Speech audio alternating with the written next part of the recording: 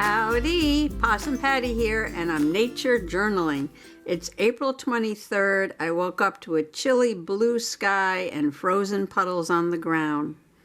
I ran outside to take a picture of the clouds because they were awesome, and I thought I'd have another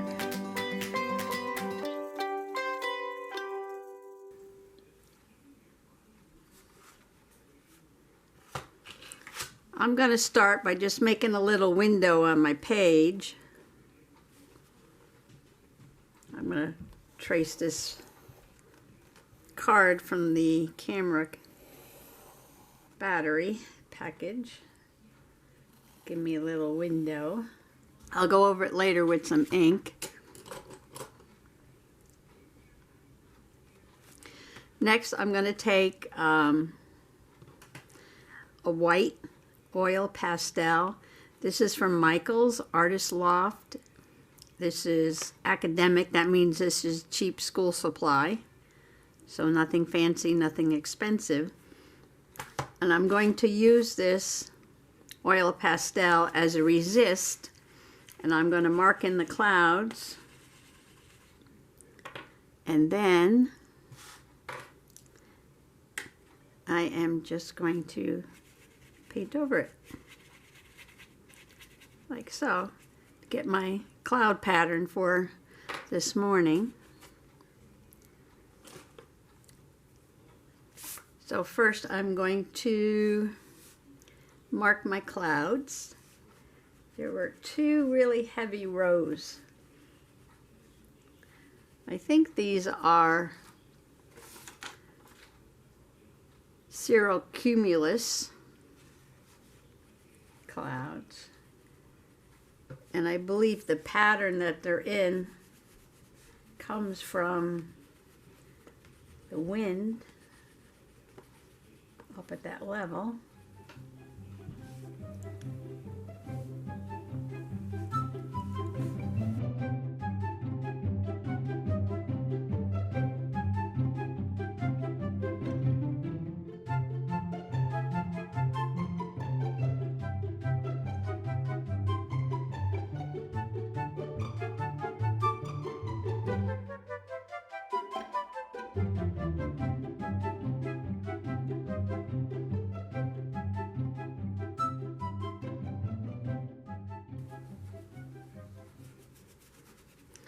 If you don't have oil pastel, you can use a regular Crayola crayon.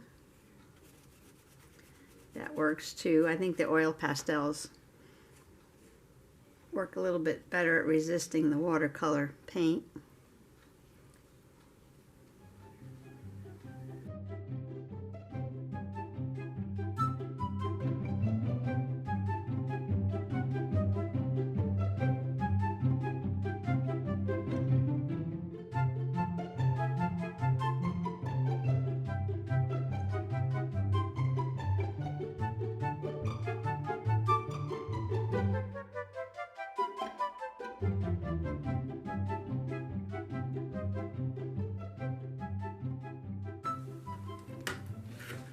You could also take a paper towel and blot. Lift up some of the paint.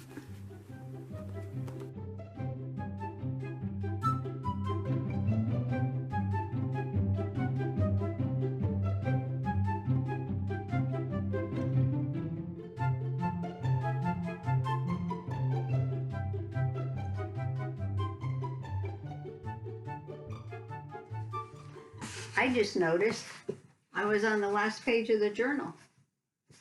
Now there's a couple blank pages. I got to go back and fill these in, but not too many. So my next journal, and this is the journal that I'm using, Strathmore 500 series, mixed media, 64 pages, soft cover. Takes wet media, dry media, takes a beating. I like this journal. But what I wanted to talk about was what I put at the back of this journal. and that is done is better than perfect. I'm going to explain that. So what does done is better than perfect mean? Well, to me, as a journalist, it means I should journal and not worry about perfection. If I wait for the perfect day and the perfect place and the perfect sketchbook and the perfect pen and the perfect subject to draw, I would never journal. You may have noticed I make a lot of mistakes in my journals when I'm filming too. Yesterday I spelled minuscule wrong, but when I was typing it into the computer I noticed it, so I went back and corrected it. I use a white gel pen for correction. And even a couple days before that, I left the E out of pileated woodpecker, and I left the A out of green algae. But it's not just spelling mistakes. I make a lot of those. It's maybe I drew something and I didn't like it. So what do? Rip it out? No. I leave it in, even if it's not perfect. I try to leave it in my book. And sometimes I use that as a lesson. For example, I drew this plant arrangement, and then I went back and I looked at it, and I looked at the plant arrangement, and it just like something was lacking. And you know, sometimes just your brain gets in the way and you draw with your brain instead of drawing with your eyes. Now look, I've left out all the lower leaves, just lost all form whatsoever and what it really looked like. The flowers were wrong. And these little spikes of plant coming up kind of look like too stiff, like soldiers in a row. And these leaves were stacked. No, there was no movement, no feeling in this. So I did it over again. I left this page in. I took notes.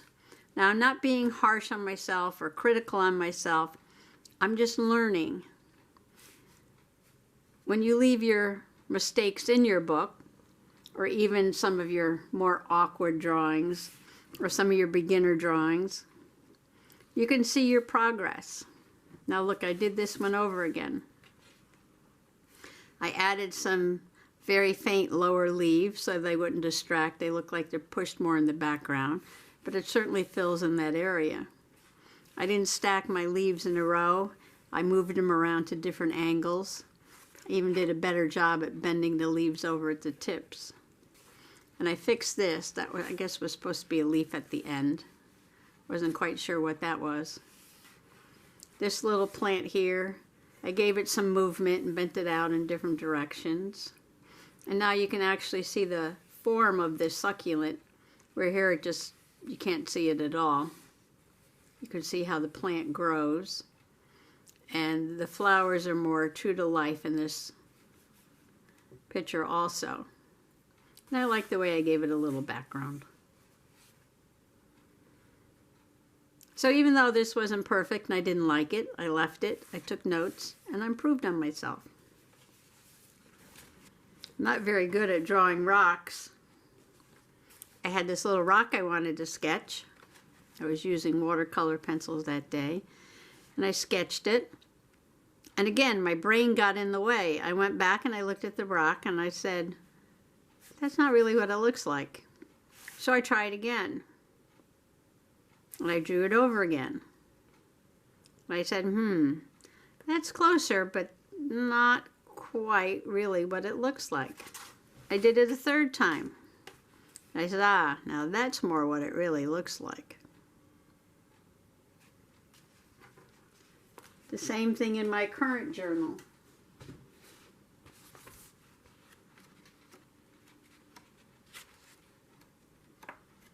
The other day, I drew this rock.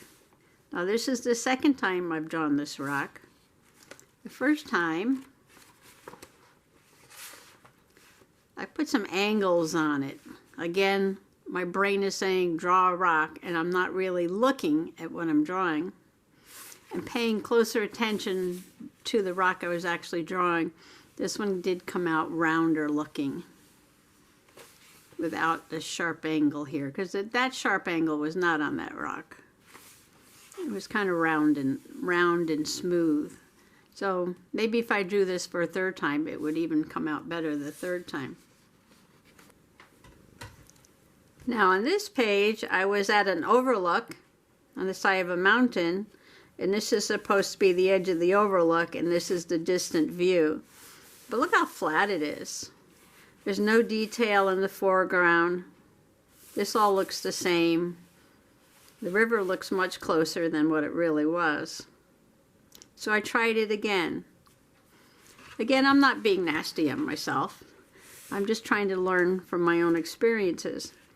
So what I did was I put lots of detail in the foreground to kind of make this look close. And then with the mountains, I made them lighter as they went further away to give more of a perspective.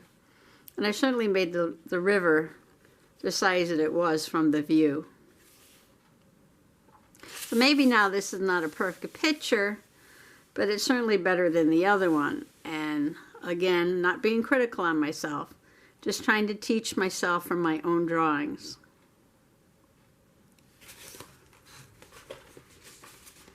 The other day I drew a little bumblebee,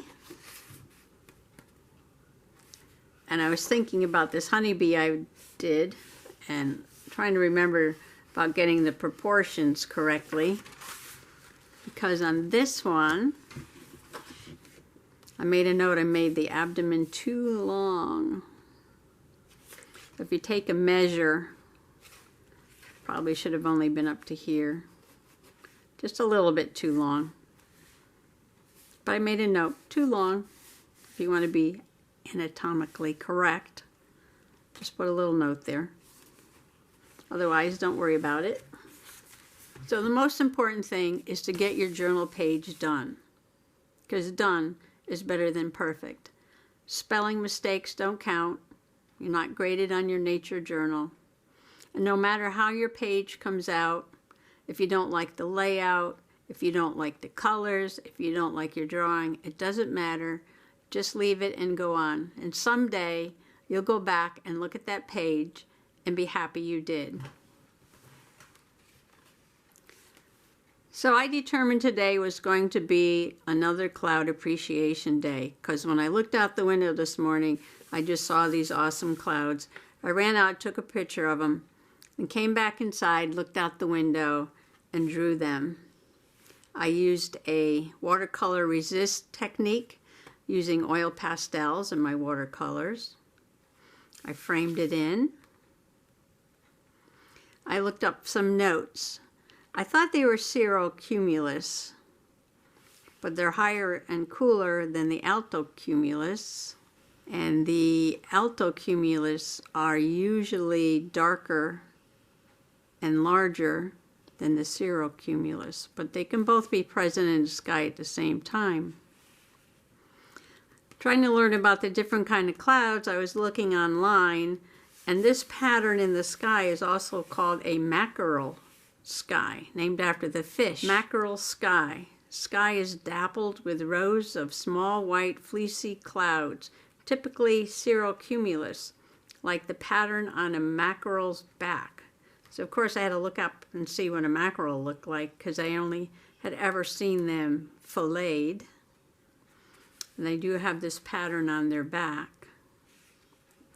I made a little note here that I live in little sky country, because the only view I get of the sky is usually straight up, especially once the trees leaf out. In the wintertime, I could see a little further in the distance, but not in the summer.